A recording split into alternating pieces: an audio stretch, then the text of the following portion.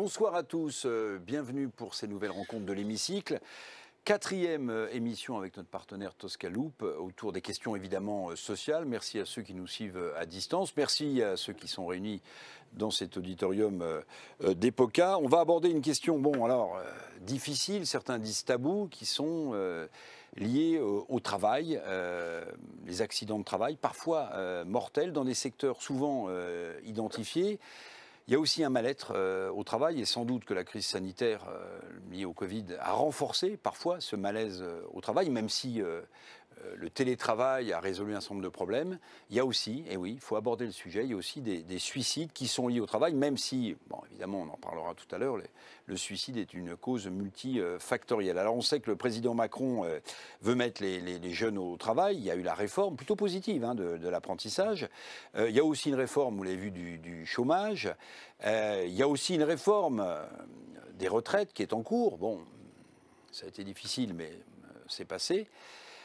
Et puis, il y a aussi des bons chiffres, il faut le dire, sur l'emploi en ce moment.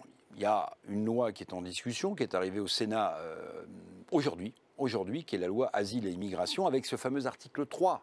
Les métiers en tension vont-ils disposer d'un titre de séjour temporaire ? Va-t-on régulariser ou pas des immigrés qui parfois ont travaillé de manière illégale dans des secteurs qui précisément, le BTP, la restauration, l'hôtellerie, la sécurité, l'emploi à domicile, qui sont parfois accidentogènes. C'est toutes ces questions qu'on va aborder maintenant. Alors, sans tabou, j'espère, je présente mes invités. D'abord, Nelsie Krasniqi, la directrice générale de Tosca Loop, The Tosca Loop. Ma chère Nelsie, soyez les bienvenus. Exactement, merci. Je suis heureux aussi d'accueillir le ministre Laurent Pietraszewski, ancien secrétaire d'État chargé des retraites et de la santé au travail. Bonsoir Eric Revel. Bonsoir Laurent Pietraszewski. Jean-François Foucard, le secrétaire national CFE-CGC. Emploi, formation, c'est important parce qu'évidemment, le travail, c'est aussi de la formation. Et souvent, les syndicats mettent le point là-dessus. Bonsoir à vous, Jean-François. Paul Dufy, le directeur général de l'organisme professionnel de prévention du BTP. Bon, j'ai parlé déjà du secteur BTP qui est parfois montré du doigt, à tort ou à raison, comme étant plus accidentogène que d'autres. Merci aussi à Michel Chassan. Je dis à Michel Chassan parce qu'en fait, pour rien vous cacher, ça fait au moins 25 ans qu'on se connaît. Et c'est un expert des questions sociales. C'est l'ancien vice-président de UDP et le vice-président du Conseil économique, social et environnemental. Monsieur le vice-président, soyez le bienvenu. Bonjour, alors, Nelsie, je vais commencer avec vous. Bon, le sujet est lourd, forcément. Il faut l'aborder. Il n'y a pas de sujet tabou. Que disent les chiffres sur la question des accidents graves, pas graves, mortels ? Et aussi, puisque j'ai abordé la question du suicide lié, même si les causes sont multifactorielles, lié au travail. Alors, effectivement, le sujet est lourd et grave, mais ce que nous disent les chiffres, Eric, c'est que le travail tue en moyenne 4 personnes par jour. On distingue d'une part des accidents professionnels et de l'autre des suicides liés au travail. Et en termes de chiffres, on est sur 700 accidents mortels par an. On va comptabiliser 37 jeunes de moins de 25 ans. Les secteurs exposés sont la construction, le transport, la logistique et l'agriculture. Et les causes principales de ces secteurs sont les chutes, les accidents de machines et les accidents de trajet. De l'autre, nous avons donc les suicides liés au travail. On va en comptabiliser 850 par an, en moyenne bien sûr. Ce sont majoritairement des hommes à 75%. Des employés, des ouvriers une fois sur 3, et un tiers ont entre 45 et 54 ans. Voilà ce qu'on peut dire au niveau des chiffres de ce sujet. Merci Nelsie. Monsieur le ministre, avant qu'on aborde la question du scandale, oui, des accidents du travail mortel, et qu'on parle des règles peut-être, vous représentez d'une certaine manière la puissance publique et la loi ici. Je ne l'ai représenté, mais je veux bien donner de la continuité à tout ça. Allez. Soyons modestes. Mais quand je parlais du suicide au travail, c'est vrai que les causes sont multifactorielles. On dit qu'un agriculteur, tous les jours, se suicide. On sait que les forces de l'ordre, souvent, on a assisté à un drame récemment où un père de famille a tué sa famille avant de se suicider. Elles sont multifactorielles. C'est difficile d'isoler la cause qui serait liée au travail de celles qui sont liées à un environnement personnel plus large. Oui, donc vous avez tout de suite voulu pointer, et après tout, pourquoi pas, ça peut être un élément essentiel du débat ce soir, tout ce qui tourne autour de la santé mentale.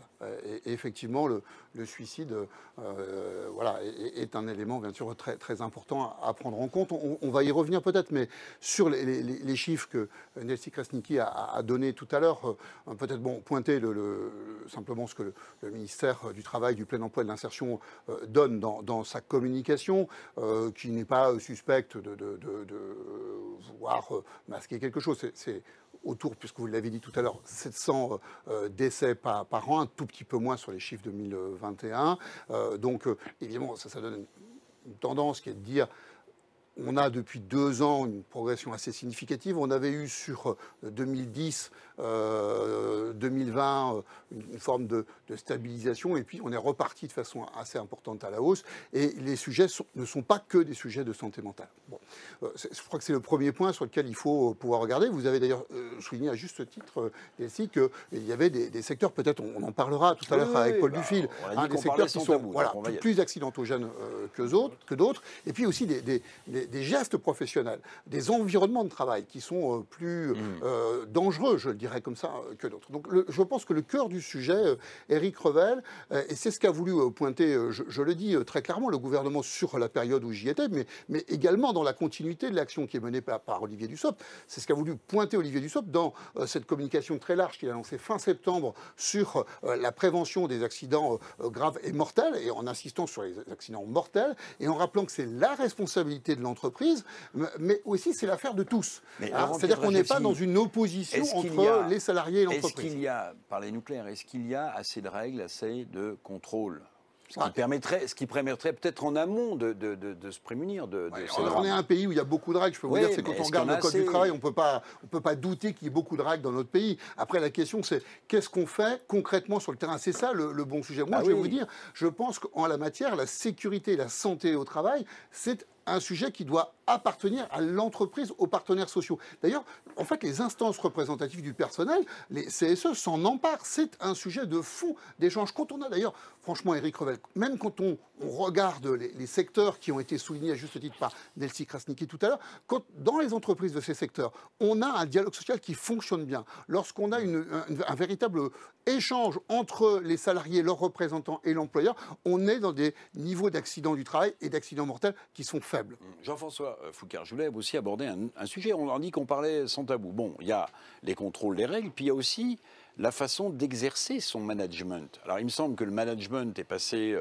d'un management dur à un management plus collaboratif, mais est-ce que derrière l'accident du travail ou les personnes qui se suicident au travail, il n'y a pas aussi ce qu'on appelle la pression du manager, des rythmes qui parfois, dans un environnement compliqué aujourd'hui, on voit bien, il y a des problèmes sociaux, il y a des problèmes de pouvoir d'achat, il y a des problèmes géopolitiques qui pèsent sur chacun d'entre nous, il y a des problèmes sanitaires. Est-ce que si on rajoute à ça la pression du manager, c'est pas un peu la goutte d'eau qui pourrait faire déborder le vase? Que disent vos adhérents?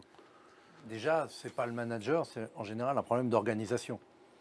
Comme sur la partie travail, enfin accident du travail, c'est un problème en général de TPE. Donc c'est le chef d'entreprise qui, à un moment donné, ne met pas en place un certain nombre de choses.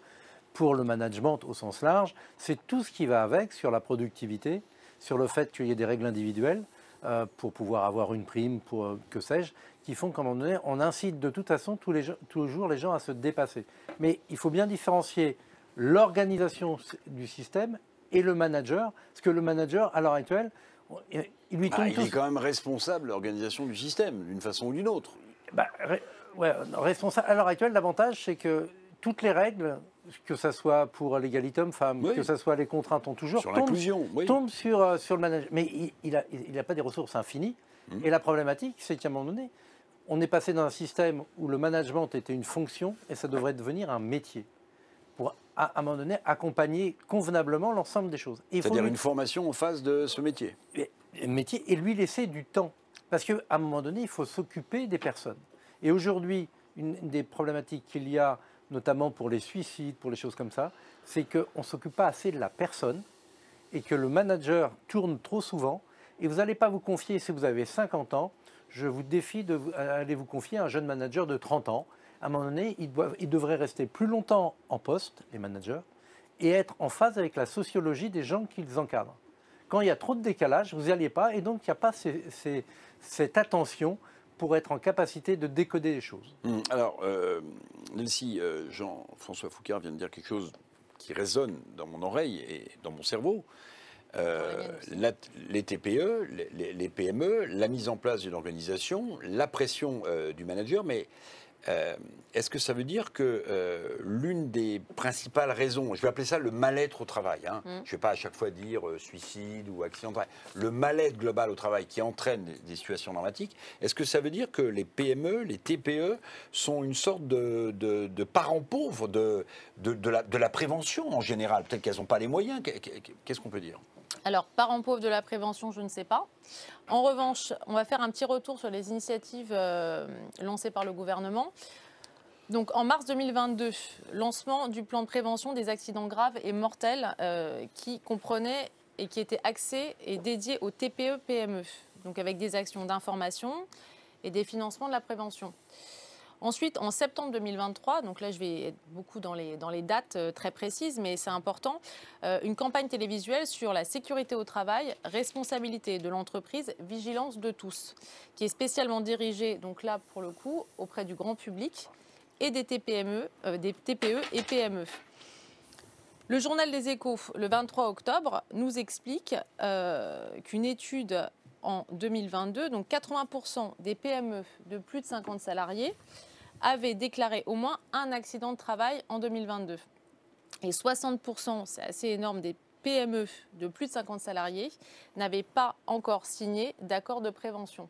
Alors, je rappelle quand même que dans les 80% de PME de plus de 50 salariés qui déclarent avoir un accident du travail, vous l'avez bien précisé tout à l'heure, Nelsie, accident du travail, c'est aussi lorsqu'on se rend, par exemple, parce que moi je fais un peu de vélo, je me rends à vélo à droite à gauche, ça peut être considéré comme un accident du travail. C'est important. Et dans accident du travail, on ne parle pas évidemment que d'accident mortel. Voilà, on parle d'accident du travail. Mais Michel Chassan, comment est-ce que précisément vous expliquez, avec l'expérience qui est la vôtre, que finalement, comment le dirais-je, il y a apparemment une sorte de faible engagement des TPE, PME en faveur de la prévention. C'est quoi? C'est un manque de moyens? C'est un manque de prise de conscience? Quand on sait qu'évidemment les PME et les TPE font l'emploi en France. Hein. C'est donc un maillon très important. On considère une TPE un effectif inférieur à 10. Il faut que les choses soient claires. Parce que là, vous avez parlé des PME, 80. Les TPE sont très loin des effectifs de ce niveau-là. Mais pour ce qui nous concerne, parce que nous représentons essentiellement les TPE, eh bien, ces petites entreprises ont la particularité de n'avoir ni service spécifique, chargé spécifiquement de s'occuper de ce genre de problème, contrairement aux grosses entreprises, et ni de compétences internes.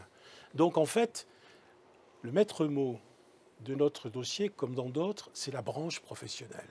Il y a effectivement des mesures qui doivent se mettre en place au niveau de chacune des entreprises, mais il y a un rôle prépondérant lorsqu'il s'agit de parler de TPE et de petites entreprises, de la branche professionnelle. C'est là où se prennent les grandes décisions, notamment d'accompagnement, notamment de prévention. Vous savez que la prévention est le parent pauvre de notre système de santé en général, mais particulièrement du domaine des accidents du travail professionnels. Songez quand même que ça représente moins de 2% de la somme globale que nous allouons chaque année donc, au sujet accident du travail, maladie professionnelle. Il y a quand même un vrai sujet, parce que quand même, mieux vaut prévenir que guérir. Et chacun connaît cet adage. Eh bien, en matière d'accident du travail et de maladie professionnelle, ça a vraiment Michel Chassan, toute son importance. Je vous entends évidemment, vous dites que c'est au niveau des branches qu'on doit faire et qu'on doit impulser. Les deux, je n'exclus pas la responsabilité évidemment des entreprises. Il y a les chiffres que citait tout à l'heure Nelsie sur les accidents et le mal-être au sens large au travail. Mais comment vous expliquez qu'on continue à avoir quand même des chiffres élevés? Ça veut dire que les branches ne se sont pas saisies de ce sujet? Non, mais ici, collectivement, nous avons tous une part de responsabilité. Nous avons une culture prévention qui reste à mettre en œuvre. Dieu merci qu'on ne cesse de le réclamer depuis longtemps. D'ailleurs, vous observerez qu'il y a 2 réformes récentes que vous connaissez bien, en particulier celle de santé au travail, la médecine, la réforme de la médecine du travail. C'est pas si vieux que ça date de 2020. Eh bien, cette réforme de médecine du travail institue précisément un cap nouveau sur la prévention à travers les services de prévention de santé interentreprise au travail. L'ANI, l'accord national interprofessionnel, que nous venons de signer, il est tout frais, c'est en 2023, eh bien, en matière d'accident du travail, maladie professionnelle, investit sur la prévention à hauteur de 100 millions d'euros tous les ans pour les 5 ans qui viennent. On change quand même de braquet. Et donc, ça veut dire que, enfin, il y a une prise de conscience qui est là. Maintenant, il suffit de la mettre en œuvre au niveau de chacune des entreprises. Et pour cela, parce qu'il s'agit de petites entreprises, il faut accompagner les chefs d'entreprise. Alors, dans la loi santé au travail, par exemple, on a mis en place une aide concrète au fameux DURP. Vous savez, c'est le dossier qui donc accompagne chacune des entreprises pour justement répertorier les risques que comporte cette entreprise et d'essayer d'apporter des solutions préventives pour éviter que des accidents arrivent et pour éviter que la santé au travail se détériore. Parce que c'est quand même grave. Hein. Ah bah oui. Ça veut dire qu'on ne va pas au boulot pour perdre sa santé, surtout quand on est jeune. On va au travail pour gagner bien sa vie, pour s'épanouir, mais on ne va pas au travail pour avoir un accident, pour mourir. Et j'ajoute un dernier point. C'est sur les statistiques. Il faut être prudent sur les statistiques. Pourquoi? C'est parce qu'il y a un système qui est la règle depuis très longtemps, puisque ça date du 19e siècle, qui est la règle de la présomption. Ça veut dire en clair qu'un accident qui survient sur le lieu du travail est présenté comme étant un accident en rapport avec les accidents du travail. Et 50% des accidents du travail, eh bien, relèvent d'un malaise. Ils sont suite à un malaise. Le malaise, il peut arriver pour beaucoup de situations. Donc il faut être très prudent dans l'interprétation des chiffres et on manque cruellement d'analyse qualitative et de chiffres et de data qualitative sur précisément les accidents du travail et les maladies professionnelles. Ça, c'est un vrai sujet. Ça ne veut pas dire pour autant qu'il ne faut pas s'en préoccuper parce que effectivement, ça ne baisse pas. Les statistiques sont là, ça ne baisse pas ou pas suffisamment. Les chiffres sont un tout petit peu meilleur qu'il l'était dans le passé, mais néanmoins, c'est tout à fait perfectible. Et moi, je pense que la solution, ça passe par la prévention. Alors, Paul Dufil, directeur général de l'organisme professionnel de prévention du BTP. Je me tourne vers moi et je vous remercie d'être avec nous, parce que souvent, même si on connaît de très grands groupes du BTP qui ont fait des efforts et qui, d'ailleurs, dans le reporting de leur cadre supérieur, des grands chefs d'entreprise mettent le point sur les accidents du travail. Voilà, je pense à des grandes filiales d'un groupe bien connu comme le groupe Bouygues ou Colas ou Bouygues Construction. Martin Bouygues regarde dans le détail le niveau des accidents du travail. Mais c'est quand même un secteur, celui du BTP, de la construction. Oui, j'ai commencé un peu par ça, qui est plus montré du doigt que d'autres. Comment est-ce que vous percevez le sujet? Est-ce qu'il y a des efforts à faire dans le BTP? Quelle mise en perspective vous pouvez nous dresser de ce qui est mis en place dans un secteur compliqué? Je reparlerai tout à l'heure des métiers en tension, de l'article 3 et de ce qui se passe en ce moment, jusque et y compris sur des travailleurs du BTP qui ont fait grève, qui ont demandé une régularisation sur l'Arena, qui est un des principaux sites des Jeux Olympiques de 2024. Voilà, le BTP, à tort ou à raison, même si on peut et on doit relativiser les chiffres, qu'est-ce que vous faites concrètement pour sortir de cette zone confuse? Alors, peut-être un mot pour effectivement dire que le BTP est un secteur qui est particulièrement exposé, parce que dans le BTP, il y a l'accumulation de tous les risques, y compris sur les chantiers. Ce sont des équipes qui se recomposent, donc souvent on travaille avec des gens pas toujours de même culture, qui ne parlent pas toujours la même langue. Plein air. Tout à fait, et on a tous les risques possibles, le risque de chute bien entendu, les risques liés aux engins, manipulation de charges et autres. Donc c'est le secteur qui, de mon point de vue, a l'équation à résoudre qui est sans doute la plus complexe. Puis c'est un secteur qui est quand même très important. On a 1 500 000 salariés aujourd'hui. Donc effectivement, les chiffres qui sortent, je dirais quelque part, font mal. Il y a toujours beaucoup trop d'accidents. Il faut le déplorer au quotidien, tout en soulignant quand même l'amélioration des chiffres au fil des ans. Au sortir de la dernière guerre, il y avait plus de 1200 tués chaque année sur chantier en France. Les morts sur chantier aujourd'hui, c'est à peu près 50 par an. C'est encore beaucoup trop. Mais je crois qu'il ne faut pas négliger les améliorations qui ont été faites par tout le monde, parce que c'est vraiment tous les groupes un effort collectif. Je parlais du groupe Bouygues, mais Vinci. Tout le monde fait des efforts, et comme on parlait des TPE auparavant, il n'y a pas d'inconscience du risque dans nos métiers. La difficulté, c'est comment on le vit au quotidien. Michel Chassan a bien eu raison de dire que le chef d'entreprise, souvent, il est tout seul, il doit tout porter. De façon assez naturelle, il va se préoccuper d'abord de ses clients, de ses banquiers, payer ses salaires. Et c'est vrai que la prévention est parfois le sujet de la dernière heure. Maintenant, à l'OPP-BTP, on fait des enquêtes régulièrement. Il y a ce fameux DUERP, le document unique d'évaluation des risques. Dans le BTP, plus de 80% des entreprises l'ont rempli, ce qui montre bien que dans un secteur exposé au risque, je dirais, il y a des actions qui sont là, même si la formalisation peine certainement par rapport à des obligations réglementaires qui voudraient que tout le monde, quelque part, consigne toutes les actions qu'il fait. Alors, je trouve aussi intéressant que Michel Chassan ait parlé de branche, parce que l'OPP-BTP, justement, c'est le fruit de la volonté d'une branche. C'est une volonté qui est déjà ancienne, d'ailleurs. Le BTP avait mis en place les premiers éléments pour la prévention des risques dès 1859, donc on est presque 40 ans avant la loi. Avec une prise en charge assurantielle. Mais parce que vous êtes un secteur plus exposé que les autres aussi. Mais il y en avait d'autres qui étaient très exposés à l'époque aussi. Et qui ont fait moins d'efforts. Mines, sidérurgie, non, qui ont fait des efforts différents. La métallurgie, par exemple. Parce que le secteur n'était pas structuré de la même façon. La métallurgie. La métallurgie, oui, mais il y avait beaucoup de grosses entreprises qui avaient leurs structures internes, alors que dans la construction, ça a toujours été caractérisé par une atomisation des entreprises. En même temps, la métallurgie a plutôt disparu en France. Oh, il en reste quand même un petit peu, heureusement. Mais donc, pour revenir, je dirais, aux actions de branche, c'est vrai que la création de l'OPP-BTP répondait à cette volonté collective de mettre en œuvre des moyens collectifs pour accompagner les entreprises, alors soit de façon collective, vraiment collective, y compris d'ailleurs en discussion avec l'État, de façon à poser un cadre qui accompagne les uns et les autres, effectivement, et dans nous sommes un organisme paritaire, donc nous, on ne va pas opposer le compagnon et le patron. On sait bien que le combat est gagnant quand on réussit à faire travailler ensemble les uns et les autres. Et moi, il y a un sujet que je trouve particulièrement important dans la mise en perspective, un sujet sur lequel on a toujours à gagner, c'est la question de la formation. Oui, on va en reparler. Être bon sur le terrain, ça demande un patron qui a quand même des compétences minimales. Il doit d'abord avoir une première conscience du risque, ce que disait ne serait-ce que pour savoir quand est-ce qu'il faut s'arrêter, éventuellement aller chercher de l'expertise. On a le même besoin du côté des compagnons. Je suis d'accord avec M. Foucard, la question de l'organisation est un élément clé, quelle que soit la taille de l'entreprise, mais la compétence est un élément clé.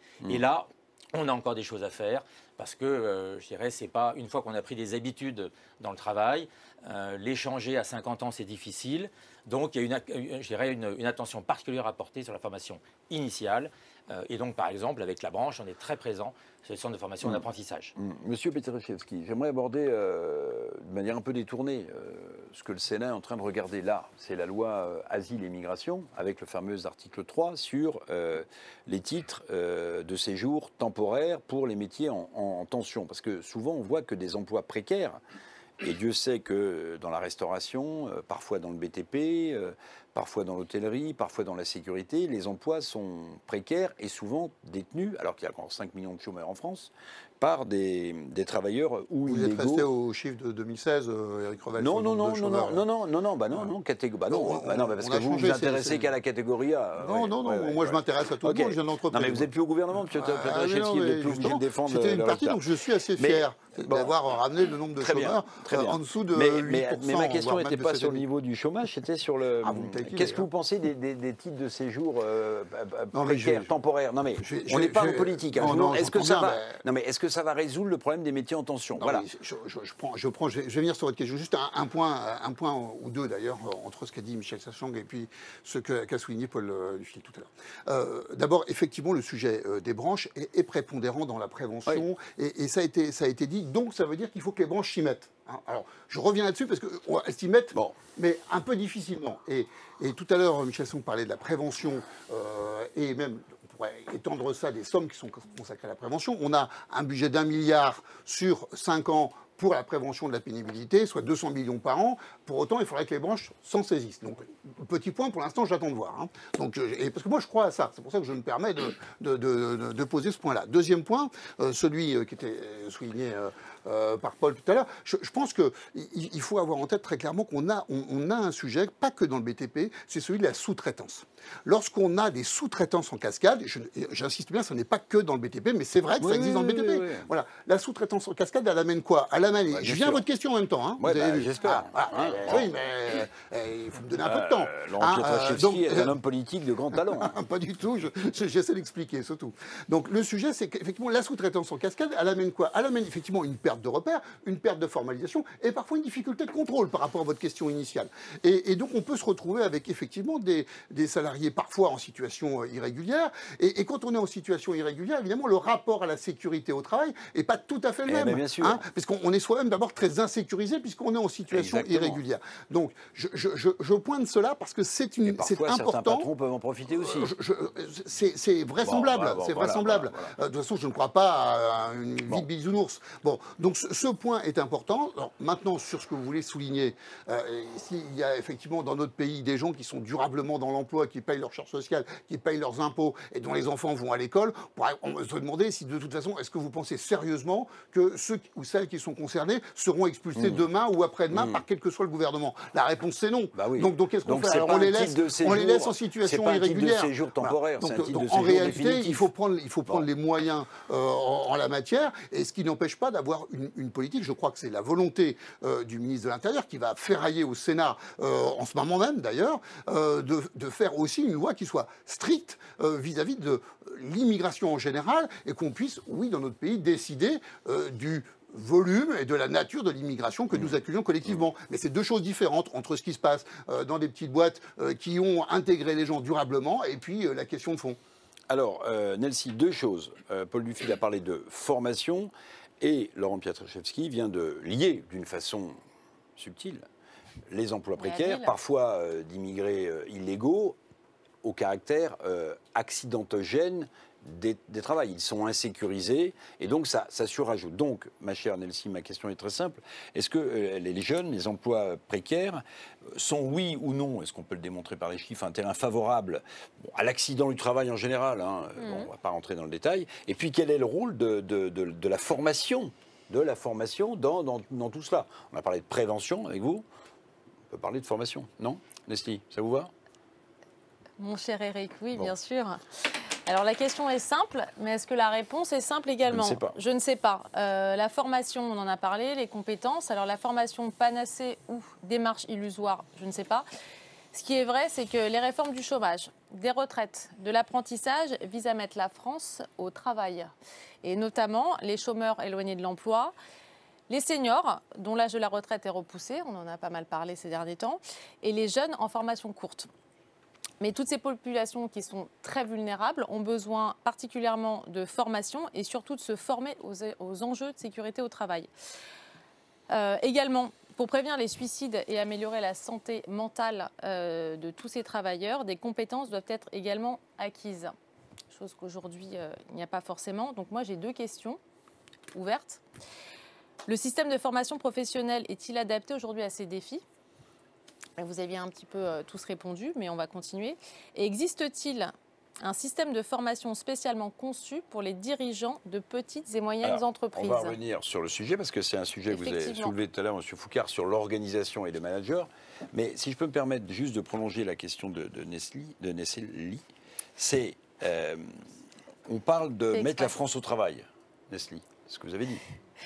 Oui, Eric. Mettre la France au oui, travail. Bon, sans plan de compétences, sans formation, ça paraît difficile. Et moi, il y a un truc qui me frappe, c'est que les gouvernants actuels, et ils ont raison, d'une certaine mesure, se rengorgent du succès de l'apprentissage en France. On a presque rattrapé notre retard sur l'Allemagne. Merci de souligner. Formidable, Presque. formidable. Mais est-ce qu'on sait en qui la santé, par exemple mentale, des apprentis? Est-ce que lorsqu'on met son fils ou sa fille dans un lycée professionnel, on s'intéresse au chemin qu'ils vont suivre? C'est un sujet qui me touche, parce que moi, j'ai un fils apprenti. Voilà.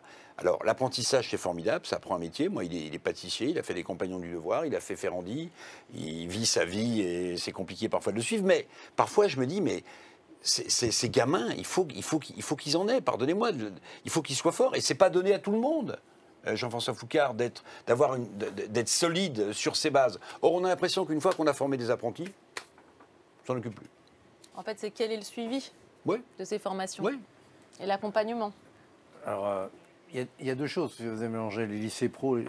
Donc, sur l'apprentissage, si on parle de sécurité, alors il y a la sécurité physique et la sécurité mentale. Alors, sur l'apprentissage, notamment Infrabac, Oui. on pourrait s'inspirer de ce qui se fait en Suisse, où à un moment donné, avant de rentrer dans l'entreprise, tous les apprentis ont un certificat de sécurité par rapport à leur environnement. C'est-à-dire qu'ils ont appris à évoluer dans l'environnement qui va bien avant de pouvoir entrer dans l'entreprise pour éviter ce genre de problème. Mais Nelsie disait, on n'en est pas là en France Non, du non, tout. mais éventuellement, On est presque. Mais non, mais attendez, on en est nulle part. pardonnez-moi, Non, non, mais est-ce qu'on n'a pas attendez. mis la charrue en les bœufs? Non, non, mais on est attendez. super content de dire on a 200, 300 000 apprentis. Mais est-ce qu'on se soucie Un peu plus, quand même. 1 million. Bon, 1 million, ouais. 900, par an. 800, oui, 830. Oui, mais 830. est-ce qu'on se soucie de leur... Alors attendez, il y a deux sujets. Il y a le volet sécurité et il y a le volet mental. Aujourd'hui, l'apprentissage s'est surtout développé dans le supérieur. Alors ça pourrait paraître bizarre, mais ça, c'est une bonne chose, parce que la santé mentale, les gens ont découvert que 50% des étudiants étaient obligés de travailler pour pouvoir vivre et suivre les études. Et le fait Bon, d'être... ça a toujours été le cas. Ben oui, mais à un moment donné, quand on augmente au niveau des Ouais. CSP et qu'on D'accord, passe à d'accord. 60% d'une classe d'âge dans le supérieur, le fait de faire en apprentissage est plus facile Ah oui, mais bon. que de travailler Enfin, la Laurent nuit. Pietraszewski, là, il a vendu des hamburgers français, il était pion, vous voyez, Oui, pour assurer mais sa formation. il était pion. Oui, oui. D'accord, mais à un moment donné, c'est quand même plus facile. Donc la santé mentale, c'est éventuellement amélioré pour les, comment il s'appelle, pour les apprentis du supérieur. Ça, factuellement, c'est le cas. Après, ça pose d'autres questions. Par contre, sur l'apprentissage, Oui. qui est aussi en alternance, les médecins étudiants, les étudiants médecins, c'est aussi de l'apprentissage, Oui, c'est l'alternance. oui, non, mais bien sûr. À l'heure actuelle, c'est quand même le seul truc en France, le seul endroit où théoriquement on n'a pas le droit de dépasser 60 heures, ils font 80 heures Oui, bah oui. en moyenne. Oui. Il y a des suicides parce que la fatigue, la perte de sens, et ainsi de suite. Et ça, on s'en Ça, occupe. j'ai découvert ça, il y a beaucoup de suicides chez les Ben médecins. oui. Oui. Il y en a à peu près entre de mémoire un par semaine. Ce qui est quand même... mais parce qu'on maltraite. Donc là, on s'en occupe pas. Là, il y a une perte de sens. C'est-à-dire que sur les suicides pour les apprentis du supérieur, il y a une question de quête de sens. En étant honnête, il n'y a personne sur la charge de travail, à part pour les médecins, qui vient se préoccuper. Et ce n'est pas un problème des étudiants, parce que justement, ils veulent montrer qu'ils sont capables.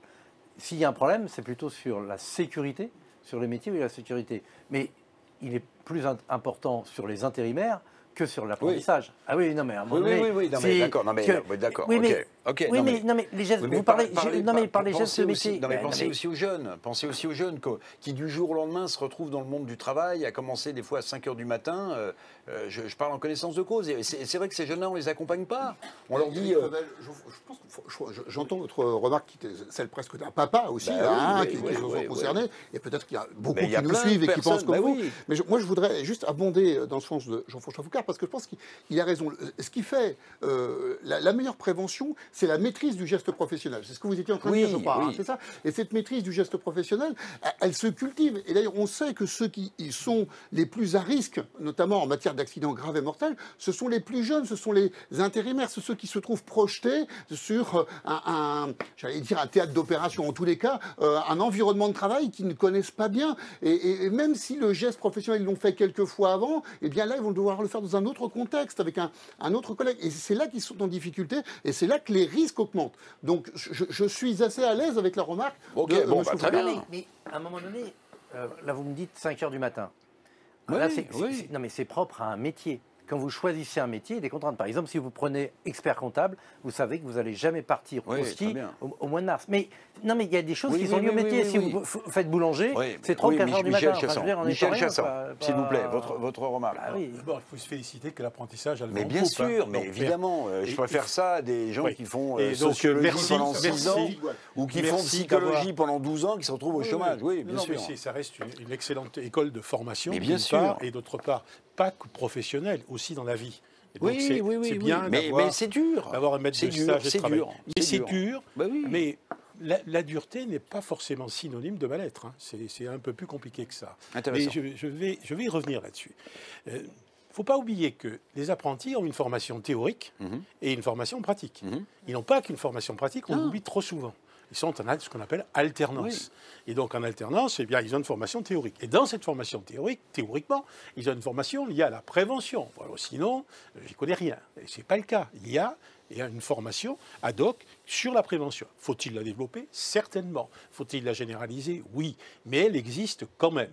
Ça, c'est le premier point. Le deuxième point, je vous invite à être très prudent lorsqu'on traite des problèmes de santé mentale et de suicide et autres. Et le lien entre la santé mentale et le suicide et le travail existe. Non, mais on l'a dit, c'est multifactoriel. Sans on a commencé en puisque c'est public, France Télécom et autres, on l'a vu tout ça, on est d'accord. Mais néanmoins, vous avez raison. Il y a d'autres facteurs qui interviennent, en particulier le mal-être personnel. Il y a un autre facteur qui joue beaucoup chez les jeunes, c'est l'isolement social. C'est-à-dire des jeunes qui, et on l'a vu en la période Covid, des jeunes qui vivaient dans un 10 mètres ou 15 mètres carrés et qui ont passé 2-3 mois, même plus, totalement isolés, coupés du reste du monde. Et donc on a aujourd'hui des séquelles de toute cette période chez toute cette population jeune. Ça, il ne faut pas l'oublier. Donc établir un lien direct entre le travail, on est d'accord, la santé mentale et le suicide, il faut être prudent. Comme je vous ai dit tout à l'heure, il faut être prudent sur les statistiques. Oui. Ça ne veut pas dire pour autant qu'il n'y a pas des métiers et qu'il n'y a pas des postes de travail qui sont aliénants, particulièrement aliénants, qui entraînent un surmenage, qui entraînent un fait qu'à un moment donné, on pète les plombs. Et donc, on bascule d'un état bien-être à un état extrêmement pathologique. Et c'est là où il faut savoir déceler, parce qu'un grain de sable fait dérailler la machine, en fait. Et donc, il faut savoir déceler. C'est pour ça que des visites d'aptitude et des visites de santé au travail, de médecine du travail, sont particulièrement utiles. C'est la raison pour laquelle, d'ailleurs, dans l'accord que nous avons signé et que vous avez bien voulu traduire dans la loi, précisément, on a fait de la santé au travail, de la médecine du travail, un tout, c'est-à-dire s'intégrant dans la santé publique en général, avec un lien entre les médecins traitants, qui quand même, au quotidien, voient les gens, les voient dans quelles conditions ils vivent, parce que la santé au travail, vous le voyez au boulot. Vous ne voyez pas comment il vit chez lui. Là, vous parlez de la médecine du travail? Il faut que la médecine du travail ait un lien étroit avec la... Pardonnez-moi, on a tous passé des visites médicales auprès du médecin du travail. C'est pour ça que nous avons ouvert... Vous allez bien, M. Revel? Oui. Vous n'avez pas été malade cette année? Non. Bon, vous êtes apte. Et c'est pour ça... Mais je suis dépressif. Ah ben trop tard. Bon. C'est pour ça que nous avons justement, dans cet accord national interprofessionnel, institué et je sais qu'on a eu pas mal de difficultés pour cela, souvenez-vous, à faire en sorte précisément qu'il y ait un lien étroit entre la médecine traditionnelle, celle de tous les jours, et la santé au travail, pour autoriser des médecins généralistes volontaires à faire ces médecines. Pardonnez-moi de vous relancer sur le sujet parce que je trouve que c'est un sujet important. Mais pardonnez-moi, entre les déserts médicaux, où on voit qu'on manque de médecins traditionnels, plus peut-être un manque de médecine du travail, plus peut-être, comme on n'a pas assez de médecins du travail, le fait qu'on a l'impression qu'on ait des numéros quand on passe et qu'on vient faire sa visite d'embauche ou de sortie de l'entreprise. Est-ce que celui qui présente des difficultés mentales, il ne passe pas complètement au travers du spectre? Pardonnez-moi. Bien sûr qu'il peut passer au travers du spectre. D'abord, il faut d'abord que ce soit connu.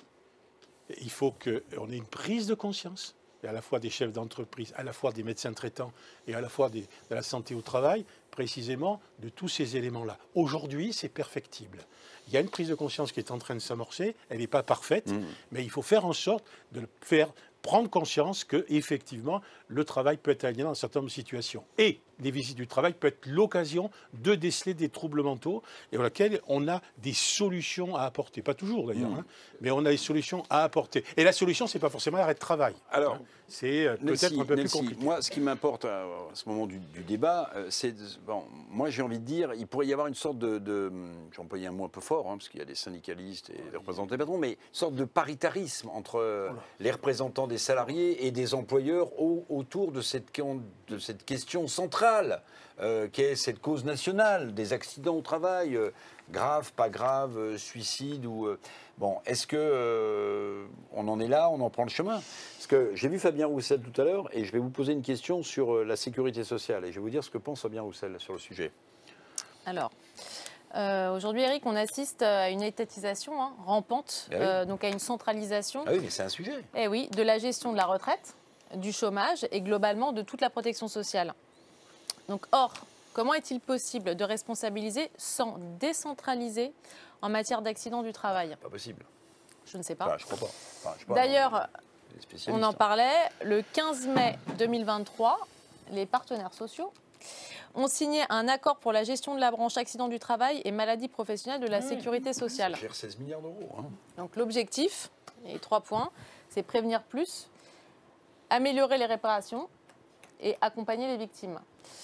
C'est assez, en fait, ce que vous pointez là, Nelsie, je donne tout de suite la parole à Paul. Je voulais, voilà, en fait, c'est notre la lecture qui est faite. L'idée de la santé mentale, c'est le sujet de la santé mentale, c'est bien, ça démontre bien le continuum de la santé. Hein, ce qu'a dit Michel Sasson tout à l'heure, c'est comment en fait on a intégré la santé au travail dans la santé publique. C'est comme ça qu'il faut regarder les choses, puisque le sujet de la santé mentale, il est, vous l'avez dit plusieurs fois, multifactoriel, et en réalité, on a bien du mal à déceler parfois ce qui vient du privé au pro et ce qui va du pro au privé. Mais on sait qu'il y a des interactions, donc il ne faut pas se voiler la face. Les micro-signaux qui sont à repérer dans les entreprises, ils ne sont pas que par les médecins du travail ou les infirmières du travail. Michel Sasson, moi je crois beaucoup à cette co-responsabilité que nous avons les uns avec les autres dans notre environnement de travail. Vous savez, on peut former des collaborateurs volontaires pour être attentifs en matière de premier secours, en matière de soins, y compris psychologiques. On peut être attentif à ça.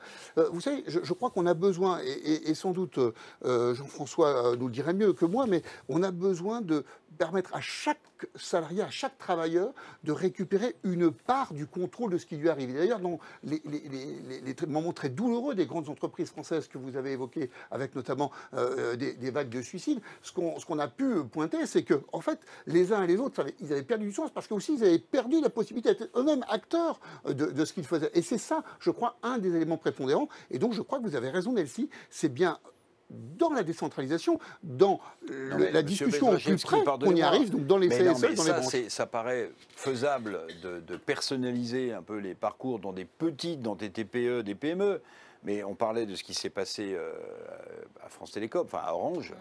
Vous vous souvenez de cette vague de suicides. Le président de l'époque a été jugé. Mais dans un grand groupe, pardonnez-moi, mais comment personnaliser des profils, comment repérer, ça me paraît, pardonnez-moi, mais absolument difficile. Vous avez travaillé chez Auchan, par exemple. Est-ce que vous êtes persuadé qu'en tant que DRH d'Auchan, vous connaissiez le profil psychologique Non, mais c'est pas le boulot du DRH. C'est justement. Mais vous pouvez signaler en tant que DRH. Vous pouvez dire. Mais d'abord, l'employeur, il n'y a pas besoin d'être DRH. L'employeur, le manager, non, mais c'est bien de rappeler ça aussi. Vous avez raison. C'est-à-dire qu'il y a une responsabilité. C'est bien sûr.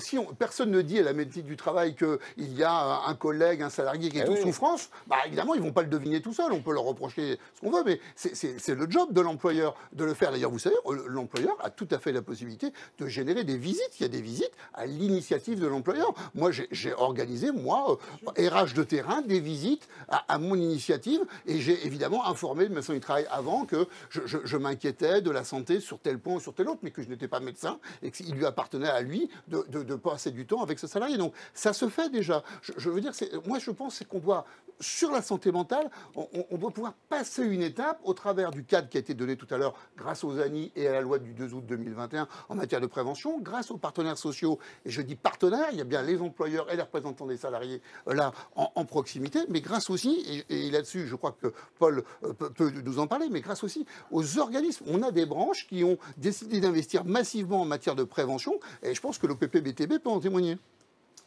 Moi, ce que je crois aussi, c'est que, parce que, on aime beaucoup avoir des textes nouveaux en France, alors que je crois que l'un des grands enjeux que nous avons, ceux qui existent, appliquons ceux et surtout accompagnons la mise en œuvre. Parce que je crois que sur beaucoup de sujets dont on parle, et quand on parlait tout à l'heure de formation, on a beaucoup d'éléments qui existent dans le cadre. Même si certains éléments sont finalement d'introduction relativement récente, l'enjeu c'est d'amener tout le système à se saisir de ces questions-là et à le mettre en œuvre. Quand on parle donc de formation en apprentissage, par exemple, on est en train de faire évoluer le contenu des diplômes professionnels depuis une dizaine d'années pour que la prévention et la santé au travail rentrent dans les compétences de base. Ce n'était pas le cas auparavant. Donc on est dans des dynamiques qui sont positives, qui se mettent en place. Et je dirais que, pour rebondir aussi, je crois qu'il est effectivement essentiel d'avoir des acteurs très opérationnels qui se saisissent de ces sujets pour accompagner. Les services de santé au travail, même les services de prévention et de santé au travail, tels qu'on les appelle aujourd'hui, sont un acteur numériquement très important. C'est le premier acteur sur le terrain. Ils sont un petit peu éclatés, je dirais, dans leur fonctionnement. Et donc, on a besoin d'avoir plus d'ingénierie collective, on a besoin d'avoir plus de protocoles partagés. Et puis, n'oublions pas effectivement la responsabilité en entreprise. Tout à l'heure, c'était une question qui était posée à laquelle on n'a pas vraiment répondu. La formation des encadrants est certainement quelque chose qui pêche encore aujourd'hui, qu'on a besoin d'aller développer dans les formations d'ingénieurs, mais également dans les formations de BTS, par exemple, voire de brevets professionnels, puisqu'on a plein de petites entreprises qui sont créées par des jeunes qui passent par ces formations. Ils commencent dans le métier, ils deviennent patrons petit à petit, mais à ce moment-là, il est bien rare qu'ils prennent le temps de la formation. Donc ça, c'est certainement un sujet que l'on a besoin d'aller développer. Après, moi, je suis attentif, ou en tout cas attaché à dire un mot sur le paritarisme. L'OPP-BTP a été créé en 1947 par un homme qui s'appelait Pierre Caloni, qui je crois était un vrai visionnaire, et qui a dit à l'époque, en fait, il a une formule qui quelque part fait penser à la campagne de l'État aujourd'hui. Il s'agissait d'associer la responsabilité du patron et la peine de l'ouvrier. Et comme on l'a dit précédemment, on a bien besoin de la conjugaison des deux. Et je crois qu'en France aussi, on a parfois tendance à opposer les choses, alors que quand on parle de santé au travail, on a besoin de complémentarité des acteurs. Et chacun des acteurs a son rôle à jouer. Y a-t-il trop de règles en France ? En tout cas, on est en France, il y a des règles. On a certainement une vision qui est trop marquée par les règles, mais on a besoin de règles et on a besoin de quelqu'un qui fait respecter les règles. Ça, c'est le rôle de l'État. On a l'assureur qui est là, qui remplit un rôle essentiel, et je rappelle qu'il est important pour les deux parties. Il protège à la fois le chef d'entreprise. Il y a certes la présomption, mais je dirais d'imputabilité financière. C'est pas une présomption de responsabilité de l'accident lui-même. Financière, mais ça donne aussi aux salariés, et l'accord national interprofessionnel du 15 mai dernier a bien insisté là-dessus, ça donne droit aux salariés à une compensation forfaitaire rapide, qu'on peut estimer comme étant insuffisante, mais c'est un rôle clé. Ouais. Et puis on a ensuite tous ceux qui s'occupent de conseils, et ces gens-là, ils ont besoin d'être dans un rôle d'ailleurs différent, parce qu'on ne peut pas à la fois porter le bâton de la loi et être dans le conseil qui demande la relation de confiance. On a besoin d'entendre les chefs d'entreprise, les compagnons tout autant, dire ce qu'ils font qui ne va pas pour pouvoir les aider pour faire bien. Et on ne peut pas aller... c'est moins facile quand même d'aller dire ça. Alors, un mot, Michel. Non, mais très rapidement. Vraiment un mot, parce qu'après, j'ai une question générale à vous poser pour terminer, parce que je vais vous dire ce que j'ai fait il y a 2 heures, où j'ai fait un entretien que vous lirez dans l'hémicycle prochainement, entre Patrick Martin, le patron du MEDEF, et Fabien Roussel, tout ça, place du colonel Fabien. Bon, je fais un petit teasing, donc un mot rapide sur le sujet. À la question, à la remarque de Nelsie tout à l'heure à propos d'étatisation de la protection sociale, il est clair qu'on a une tendance très lourde à cette étatisation. Vous observerez quand même que ce qui est géré paritairement fonctionne plutôt mieux que le reste. Vous pouvez parler de la GER-Carco, par exemple. Oui, d'ailleurs, l'État va essayer de faire le hold-up du siècle. Il y a d'autres secteurs. Mais il en est un qui est vraiment en rapport avec notre discussion aujourd'hui, c'est les accidents du travail et des professionnels. Précisément, dans l'accord national interprofessionnel, on a enfin remis sur pied une véritable branche de la sécurité sociale. Ça veut dire qu'aujourd'hui, les accidents du travail et des professionnels, c'est une commission de la Caisse d'assurance maladie, et demain, ça sera une branche à part entière gérée par les partenaires sociaux. Mais je vous file mon billet que ça marchera peut-être mieux qu'aujourd'hui. Votre billet, oui, il est bon. Donc le paritarisme est un pilier essentiel. Foucard, rapidement. Parce que après, vous me répondrez rapidement sur la question que je vous pose à la fin. Former, sensibiliser, et ainsi de suite, mais on voit qu'à un moment donné, ce qui marche, c'est les contrôles. À un moment donné, là, sur les JO, sur les travaux des JO, alors bien, il y a une structure, il y avait plein de petites entreprises, ça a été divisé par 4. Pourquoi ? Parce qu'il y a eu plus de contrôles. Je ne partage pas ce point de vue, parce que les... Ah non, mais vous avez le droit de ne pas le partager, mais globalement, quand même, à un moment donné, dans les municipalités qui, à un moment donné, sur les travaux de BTP, ont obligé les gens à prendre des échafaudages, et s'il n'y a pas d'échafaudage, ils font pas, et ben il n'y a pas d'accident. C'est quand même bizarre. À un moment donné, il faut être raisonnable. On sait que les TPE, puisque pour les ouvriers, pour les accidents, c'est qu'une question de productivité et de devis. C'est-à-dire que je ne fais pas le devis, je ne mets pas ça, ça et ça en sécurité. Et 9 fois sur 10, 10 000 fois ça marche bien, puis 10 000 une fois ça glisse, il meurt. Après, sur le reste, on peut pas... Aujourd'hui, le paritarisme sur le sujet, on se base sur 1898, super, mais bon, il s'est passé quand même des choses. Mais on voit bien que sur le tertiaire, pourquoi ça a avancé ? Parce que les structures sont plus grosses et qu'à un moment donné, il y a des CSE, souvent, qui ont fait un contrepoids. Dans les petites, il n'y a pas de ce contrepoids-là. Donc, à un moment donné, soit la branche fait le ménage, Mais la partie patronale ne fait pas le ménage. Le gros sujet, c'est qu'entre guillemets, les patrons ne sont pas assez syndiqués au niveau des organisations patronales. C'est ça le problème. Ben oui, c'est ça le problème. Donc à un moment donné, vous les saurez pas. Attendez. Donc tout à l'heure, j'ai fait un long entretien intéressant, très intéressant, puisque le patron du MEDEF, Patrick Martin, le nouveau, qui a remplacé Geoffroy Roux de Bézieux, est venu au siège du Parti communiste, ah oui, place du colonel Fabien, pour croiser le fer avec Fabien Roussel. Et Fabien Roussel, à un moment donné, et c'est la question sur laquelle j'aimerais vous interroger, mais vous me faites des réponses courtes, hein, les amis. Hein. Bon, je vais commencer par Paul Dufil. Fabien Roussel, il a dit, la branche de la sécurité sociale qui est consacrée aux accidents, alors il n'est pas rentré dans le détail, hein, aux maladies professionnelles, ça doit revenir au Giron dans une gestion paritaire. Il a dit, voilà, le succès, par exemple, de l'Agir Carco, puisque, 68 milliards de trésorerie, l'État qui, après avoir fait les poches de l'UNEDIC, d'Action Logement, va peut-être faire celle de l'Agir Carco. Et Fabien Roussel a mis ça sur la table. Alors, je ne vous donne pas la réponse du patron du MEDEF, vous la lirez dans le prochain hémicycle, mais qu'est-ce que vous en pensez? Je pense qu'il a raison. Parce qu'à nouveau, l'entreprise, pour que ça fonctionne bien, on a besoin du patron et du salarié. Il faut qu'ils le soient ensemble. Il y a besoin de cette relation de confiance. Vous savez, on dit aussi en prévention, enfin, dans l'histoire de la prévention, il y a différentes étapes qui sont identifiées, dont le réglé. Mais le réglé ne règle pas tout.